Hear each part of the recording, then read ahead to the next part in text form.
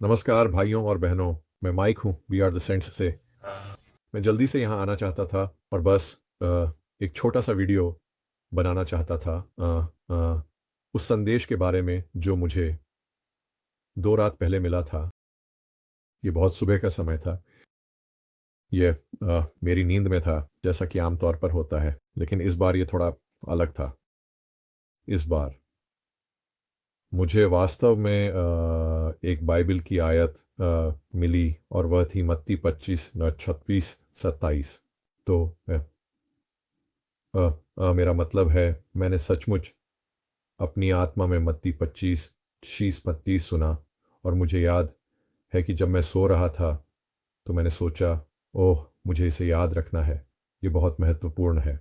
मुझे इस तरह का संदेश बहुत कम ही मिलता है जिसमें कोई बाइबल की आयत इतनी स्पष्ट रूप से बताई गई हो।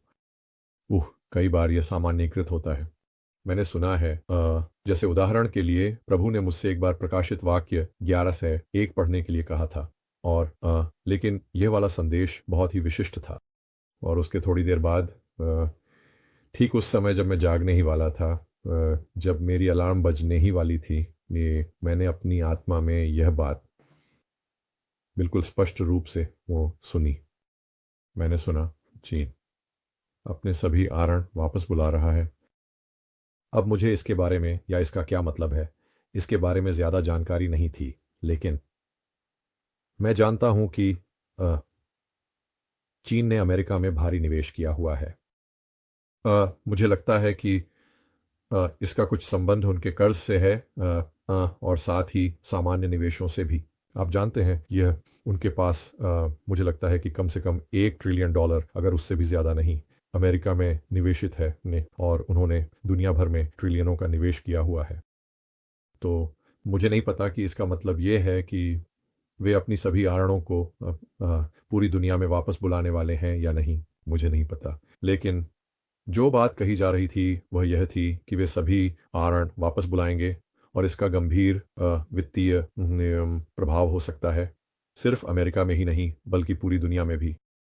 अम, और मुझे इसके बारे में ज़्यादा जानकारी नहीं है, लेकिन अम, दिलचस्प बात यह है कि मत्ती 25 अम, उस दृष्टांत के बारे में बात कर रहा है जिसमें सेवकों को प्रतिभाएं दी जाती हैं। और आप जानते हैं, एक को 10 मिलती हैं, एक को 5 और एक को 1। खैर, वैसे भी मैं आपको पद 26 और 27 पढ़कर सुनाने जा रहा हूँ।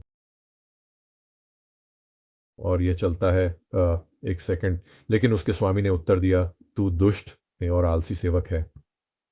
तू जानता था कि मैं वहाँ से काटता हूँ जहाँ मैंने बोया नहीं, और वहाँ से इकट्ठा करता हूँ जहाँ मैंने बीज नहीं छींटा।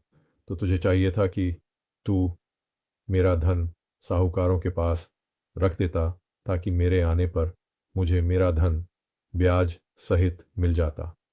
तो उसने मुझे सबसे पहले एक ऐसे शास्त्र के अंश की और मार्गदर्शन किया, जो बैंकिंग और ब्याज के बारे में बात कर रहा है। और ये मज़ेदार है क्योंकि चीन हमारे सभी आरण वापस बुला रहा है। और आप जानते हैं, जो ब्याज वे इससे कमाते हैं वह ये बहुत ही दिलचस्प है कि कैसे इसमें, आप जानते हैं कि मैं संयोगों में विश्वास नहीं करता, तो यह निश्चित रूप से कुछ ऐसा था जिसे प्रभु ने मुझे साझा करने के लिए कहा। और आप जानते हैं, मुझे कल एक यादृच्छिक वीडियो पर पुष्टि मिली भी गई, जो बस यूं ही सामने आ गया इनाय, और ये बिल्कुल स्पष्ट था। तो मैंने प्रभु से पूछा है कि क्या यही वह चाहते हैं कि मैं करूं। मैंने प्रार्थना की है कि अ, अगर वह नहीं चाहते कि मैं यह वीडियो बनाऊं तो मुझे इसे बनाने से रोक दें। तो अगर आप इसे देख रहे हैं, तो इसका मतलब यही था।